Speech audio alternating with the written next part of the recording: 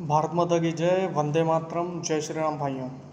दोस्तों, सदन में महिला आरक्षण बिल धराशायी हो गया। विपक्ष ने यह कहकर महिला आरक्षण को पास नहीं होने दिया कि डीलिमिटेशंस होगा और डीलिमिटेशन से सीटें बढ़ेंगी। जो लोकसभा की सीटें हैं 543 से बढ़कर 800 प्लस हो जाएंगी, लगभग 816 सीटें हो जाएंगी।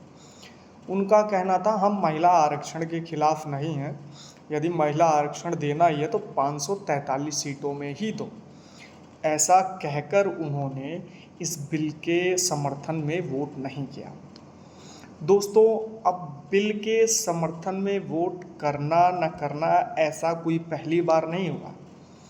और जो विपक्ष के लोग कह रहे हैं कि 543 सीटों में ही 33% आरक्षण दे दिया जाए, तो फिर मैं सिर्फ इतना जानना चाहता हूँ कि इससे पहले 30 सालों से जब कांग्रेस सत्ता में रही तभी 543 सीटों में 33% आरक्षण महिलाओं को क्यों नहीं दे दिया गया।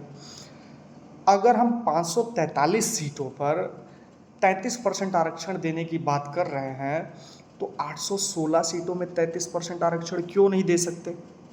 भैया, आप जनता को गुमराह कर रहे हैं। रीज़न क्या है? आपका राजनीतिक स्वार्थ है, होना कुछ भी नहीं है। 816 सीटें हो जाने से फ़ायदा सभी दलों को होना है। सभी दलों के सांसद जो भी जीतेगा, भैया किसी के पार्टी के भी जीत सकते हैं, बढ़ ही जाएंगे। किंतु सिर्फ एक डर है, जो डर इस बिल को समर्थन नहीं करने देता। और वो मंशा, कौन सी मंशा दोस्तों? जो विपक्ष, चाहे कांग्रेस हो, सपा हो, टीएमसी हो, इन्होंने कभी भी राष्ट्रहित में किसी बिल का समर्थन नहीं किया। दोस्तों, मैं आप लोगों को याद दिला दूं, इससे पहले जब धारा 370 को कश्मीर से हटाना था, उस बिल का भी इन लोगों ने समर्थन नहीं किया था, जो राष्ट्र के लिए सबसे अहम मुद्दा था।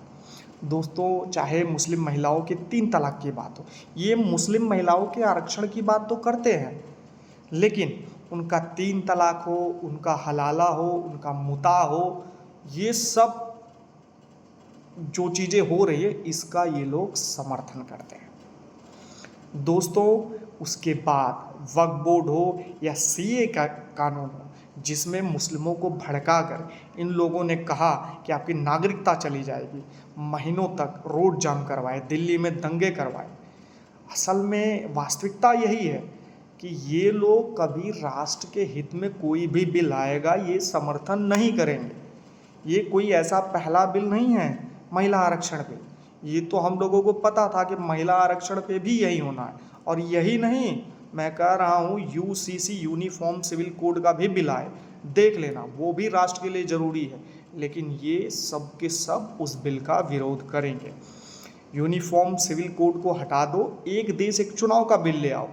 भाई, पूरे देश में जगह जगह हमेशा चुनाव होता है, हमेशा खर्च होता है, देश की आर्थिक व्यवस्था इधर उधर होती है। अगर एक देश में सिर्फ एक चुनाव, एक बार चुनाव हो, तो इससे बढ़कर राष्ट्र के लिए क्या हो सकता है।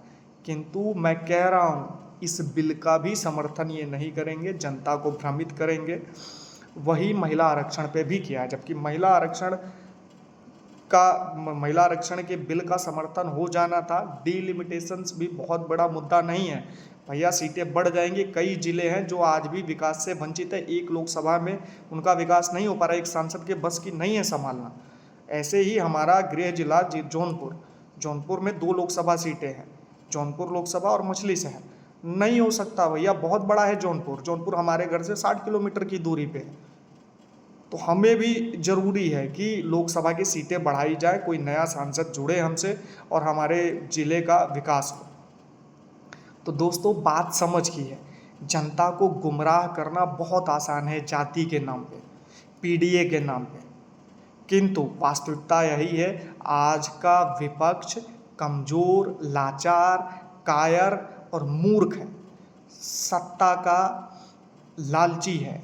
उसे सिर्फ सत्ता चाहिए और सत्ता पाने के लिए वो जनता के हितों को, जनता के बिलों को ताक पर रख सकता है, उनको मिट्टी में मिला सकता है। समझना देश की जनता को है। यदि देश की जनता ने अब भी नहीं समझा तो ये वही लुटेरे हैं जिन्होंने 70 वर्षों तक देश पर राज किया, और देश की क्या स्थिति है आप लोग समझ रहे हैं। ये जो 10 साल मोदी मोदी करते हैं ना, कि मोदी ने ये किया वो किया, कभी सार्वजनिक डिबेट में बैठ के ना, औकात हो तो डिबेट करके देखना कि मोदी ने क्या किया या किसी ने क्या किया। जय सनातन, जय भारत, भारत माता की जय, वंदे मातरम।